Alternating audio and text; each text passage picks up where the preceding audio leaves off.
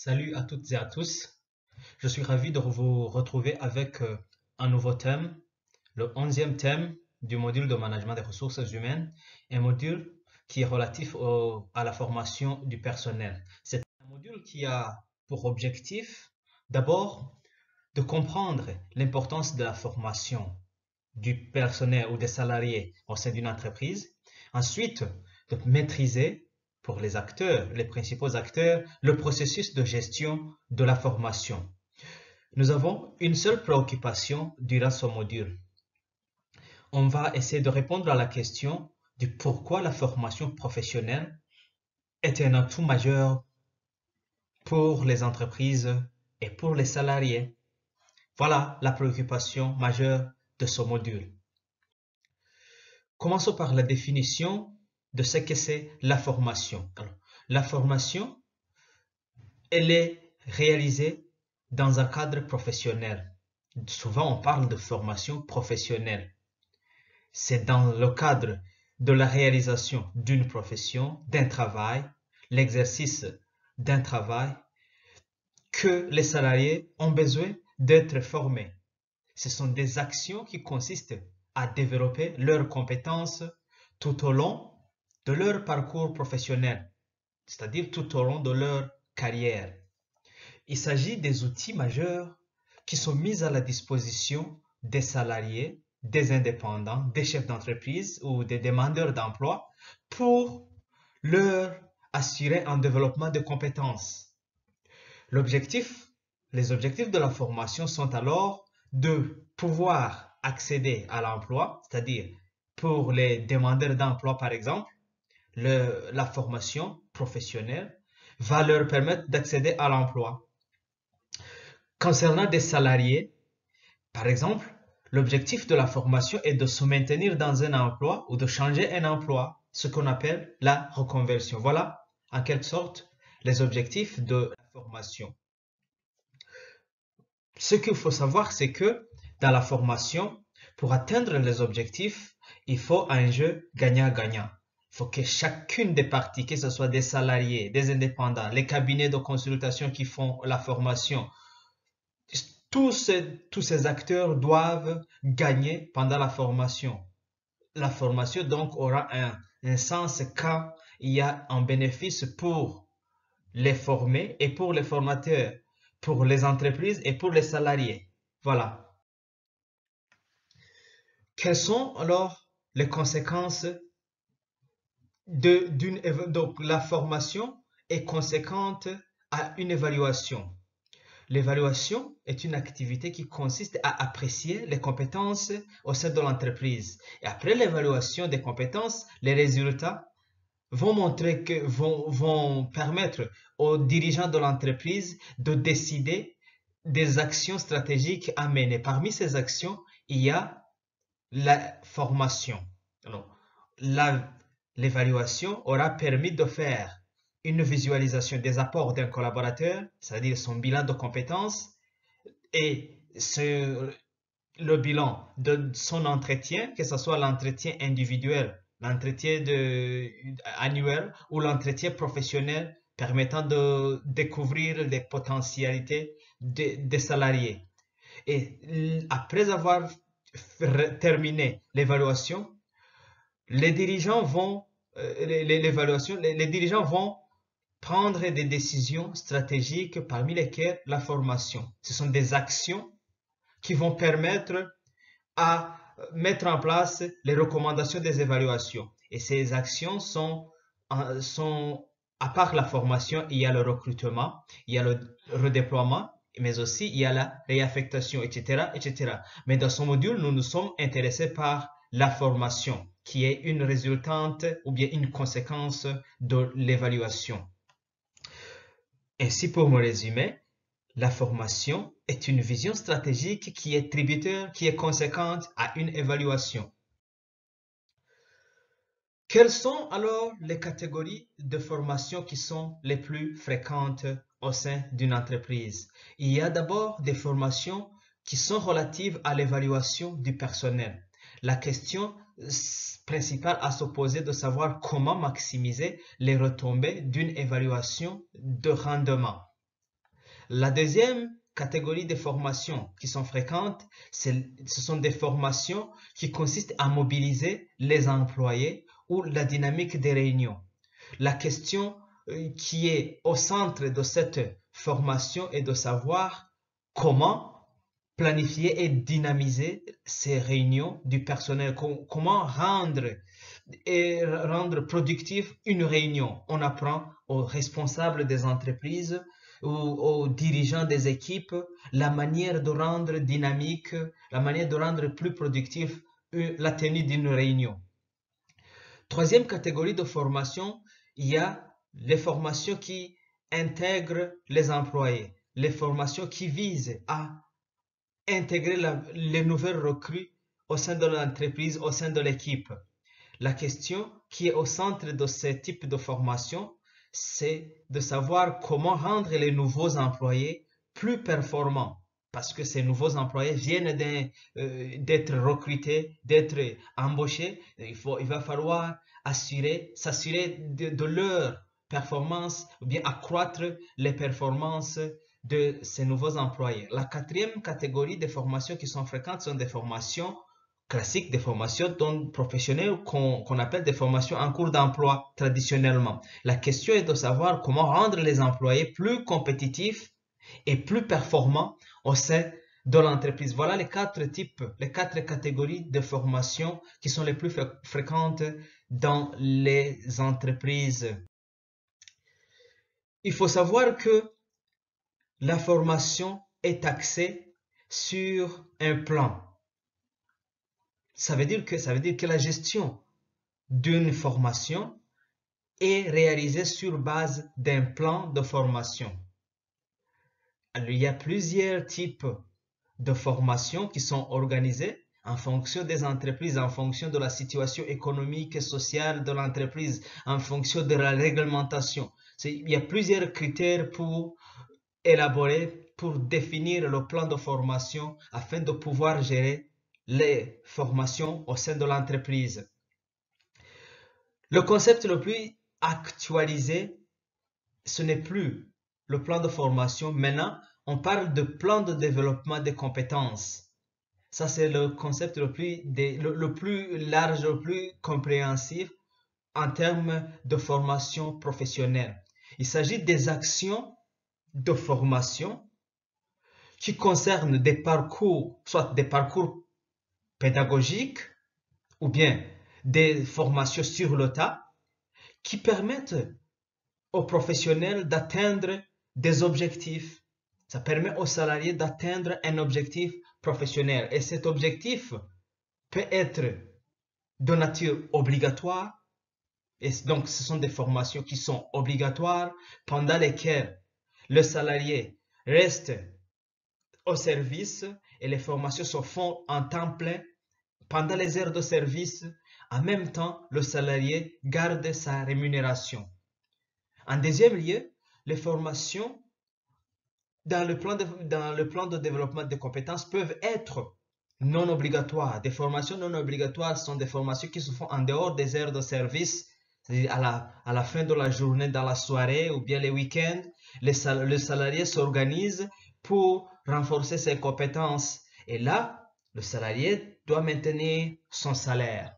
Seulement, la différence, c'est que ces types de formations, les formations donc non obligatoires, souvent ne sont pas motivées par le supérieur hiérarchique, mais c'est une initiative du salarié.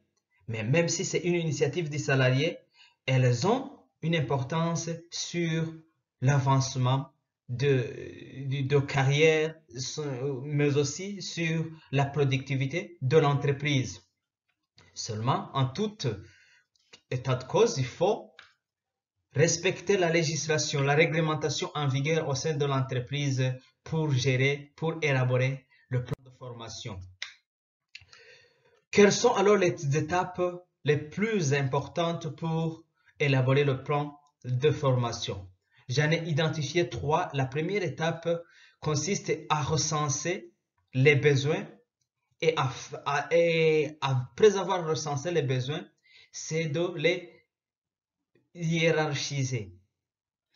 Cette première étape comprend des sous-étapes et la première sous-étape consiste à considérer les ambitions stratégiques de l'entreprise pour rédiger le plan de formation, mais aussi les ambitions individuelles des salariés. Salariés, excusez-moi, il y a un accent. Des salariés, les ambitions individuelles des salariés.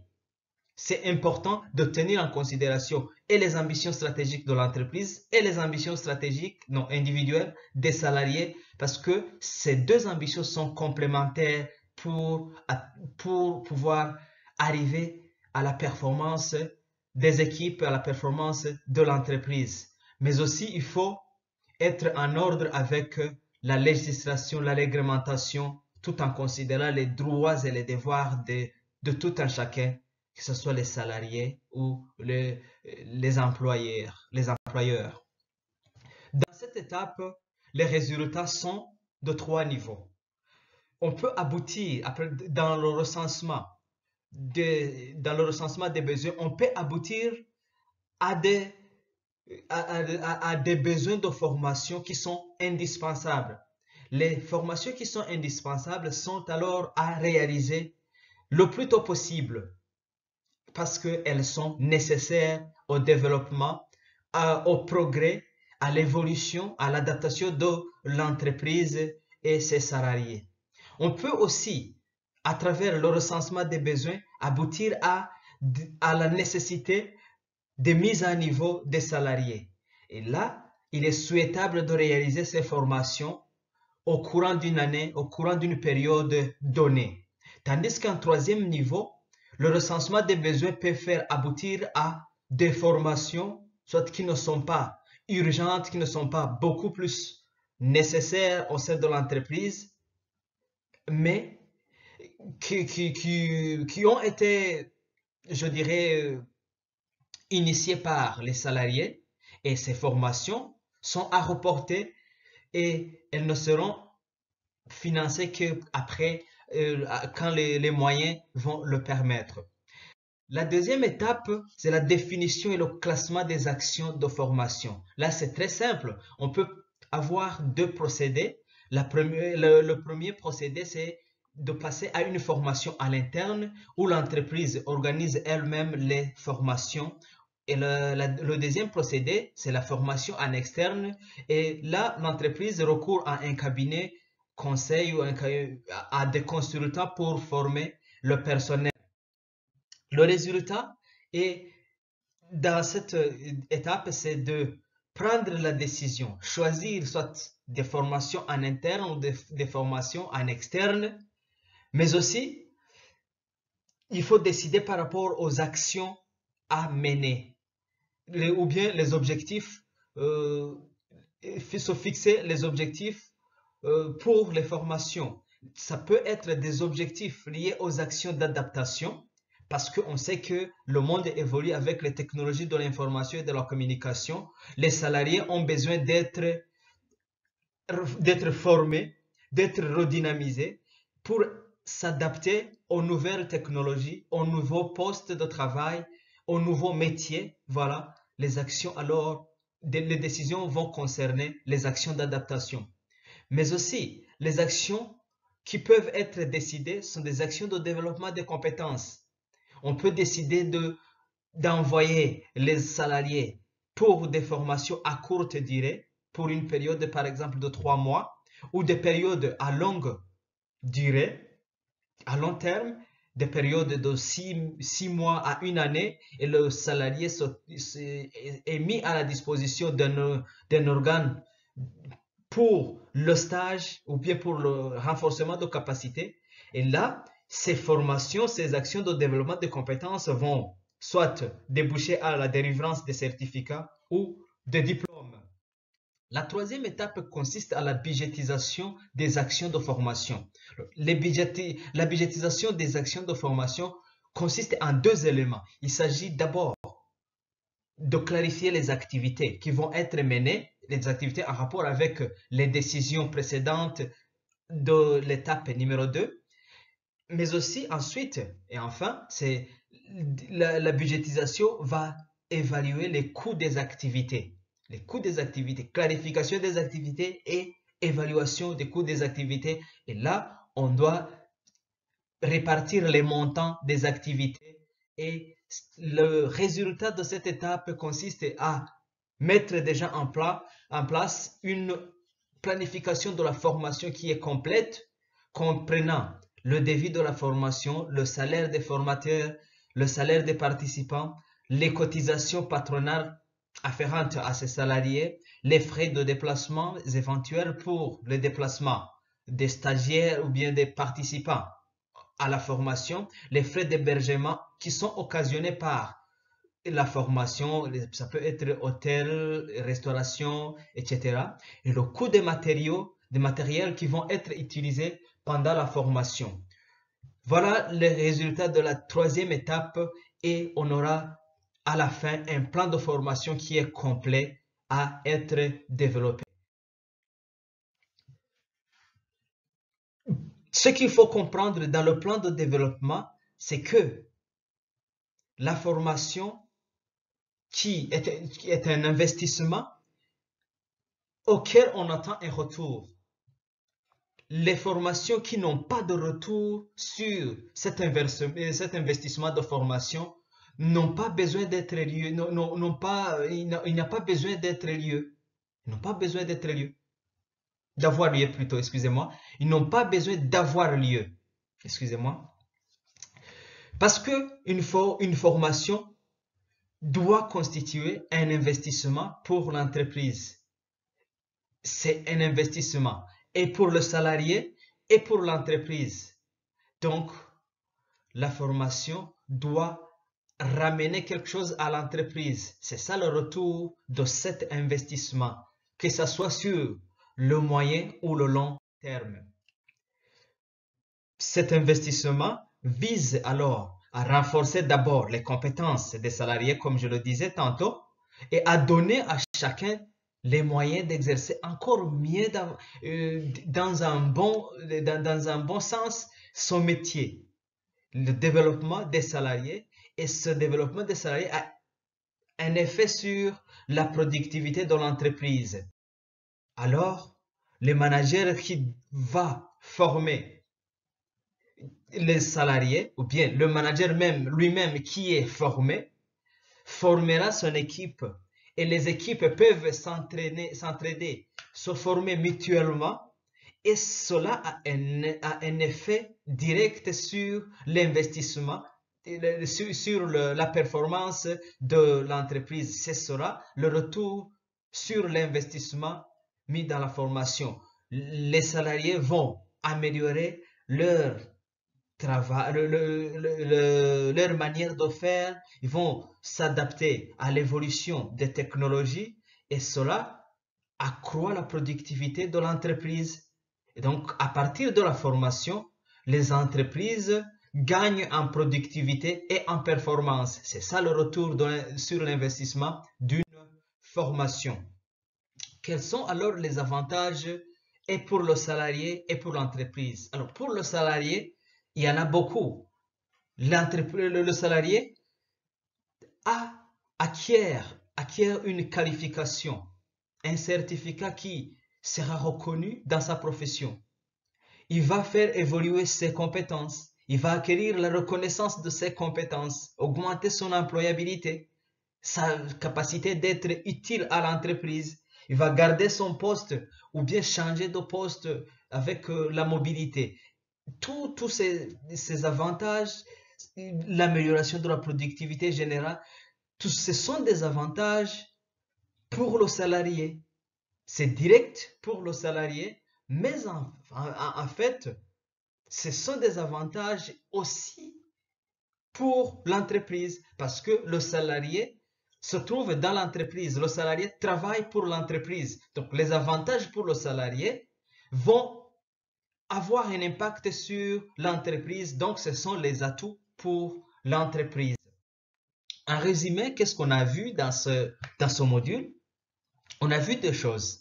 La première chose, on a clarifié ce que c'est la formation professionnelle, ses objectifs. On a compris ce que c'est le développement des compétences des salariés à travers la formation donc. En deuxième lieu, on vient de parler des étapes du plan de développement des compétences, communément appelé le plan de formation. On a vu les 3 étapes de développement de ce plan de formation. Je pense que ce module vous a été très utile et sans doute qu'il vous servira à développer vos plans de formation dans vos entreprises. Et de ma part, c'était Richard Daishimier. Pour tout contact, il y a mon adresse email. Et puis, il y a aussi mon blog qui se trouve sur mon site internet où je publie des vidéos que je réalise sur des modules en rapport avec le management de ressources humaines. Et pour le moment, je vous dis au revoir et à bientôt pour une nouvelle vidéo.